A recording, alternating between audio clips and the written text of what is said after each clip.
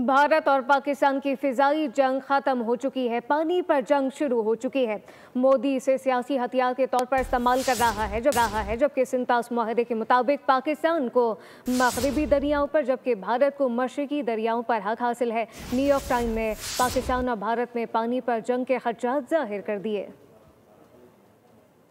फिजा में पाक भारत जंग खत्म हुई मगर पानी पर महादाराई शुरू हो चुकी। सीज फायर के बावजूद सिंतास मुआहिदा खतरे में है। मारूफ अमरीकी अखबार न्यूयॉर्क टाइम्स ने खदशात जाहिर कर दिए।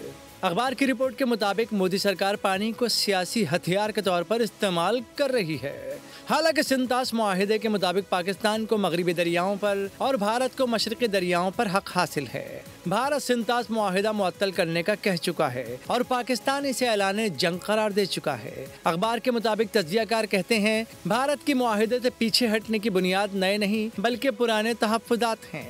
ताहम माहिरीन के मुताबिक भारत के पास फौरी तौर पर पानी बंद करने की सलाहियत मौजूद नहीं। ताहम भारत की जानिब से हाइड्रोलॉजिकल डाटा शेयरिंग की मुअत्तली पाकिस्तान के लिए खतरा बनी हुई है।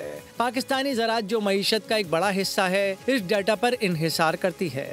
2022 के सैलाब में डाटा की कमी से काफी नुकसान हुआ था। अखबार के मुताबिक पाकिस्तानी माहिरीन कहते हैं अब फौरी और मौसर रद्द-ए-अमल और खुदकार निज़ामों की जरूरत है, जबकि भारत की आबी जरूरियात में भी इजाफा हो रहा है, इसीलिए वो मुआहिदे की असर नौ तश्कील चाहता है। तज्जियाकार कहते हैं मौसमियाती तब्दीली, आबादी में इजाफा और पानी की कमी बड़ा मसला है।